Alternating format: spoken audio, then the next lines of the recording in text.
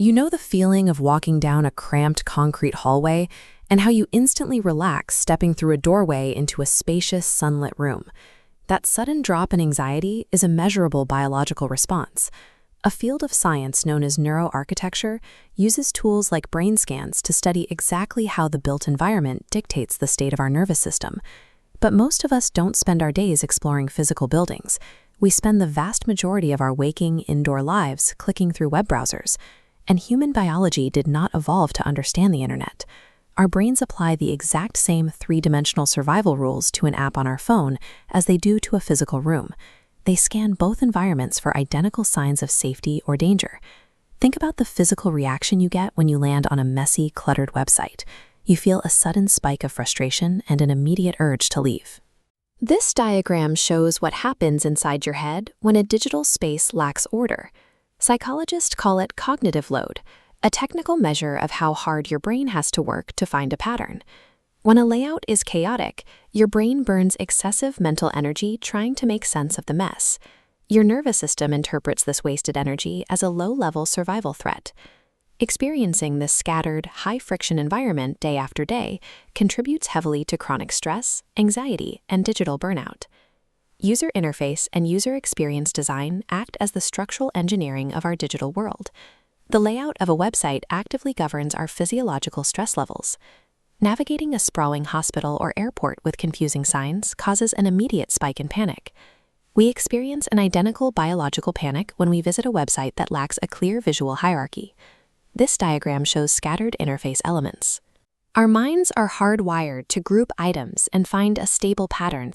To satisfy this instinct, designers use white space.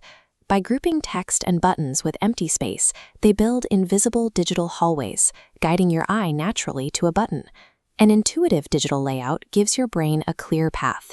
It eliminates the need to burn energy searching for navigation, resulting in a state of cognitive ease instead of anxiety. In the physical world, the textures we touch send immediate emotional signals. Velvet and wood evoke warmth and safety, while glossy steel feels cold and formal. A digital space needs texture to feel grounded too. We replace physical touch with micro-interactions. When you click a digital button and it visibly presses down, or an icon bursts, that is tactile feedback. The same rule applies to acoustics. A constant, harsh mechanical hum in a room puts our threat detection system on high alert, while soft background music tells us we are safe. On a silent screen, typography sets the acoustic tone. A chaotic, jagged font acts like a blaring siren to your eyes. A clean, balanced sans serif font acts as soft background music, setting a calming emotional tone before you read a single word. All of these tiny sensory details provide feedback to the amygdala. They prove to the deepest parts of your brain that the environment you are interacting with is responsive, alive, and safe. Our ancestors survived by constantly scanning the outdoors for resources. We are biologically programmed to feel secure when we see signs of a thriving, natural environment. Architects use a strategy called biophilia, incorporating plants, water, and sunlight into buildings to tap into that instinct. We translate that exact strategy to a two-dimensional screen. Nature rarely uses perfect right angles. By replacing rigid, boxy grids with organic, curved layouts and using color palettes rooted in cool blues and earthy greens, designers actively lower your digital blood pressure. Digital biophilia creates an optical illusion. It tricks an ancient brain into believing it is resting in a safe habitat while staring at a screen. In physical architecture, we require wheelchair ramps and design sensory retreat rooms for neurodivergent individuals because a space cannot be safe if it excludes people. The web requires the exact same inclusivity. We follow the Web Content Accessibility Guidelines, or WCAG.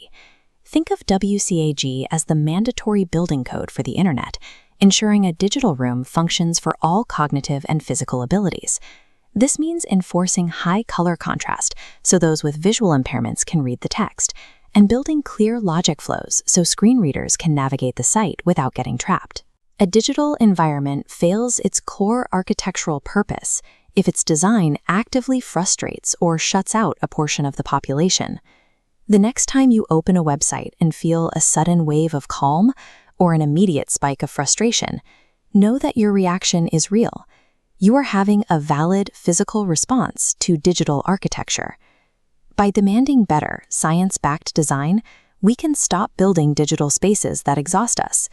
We have the tools to transform the internet from a chaotic stressor into an environment that actively heals.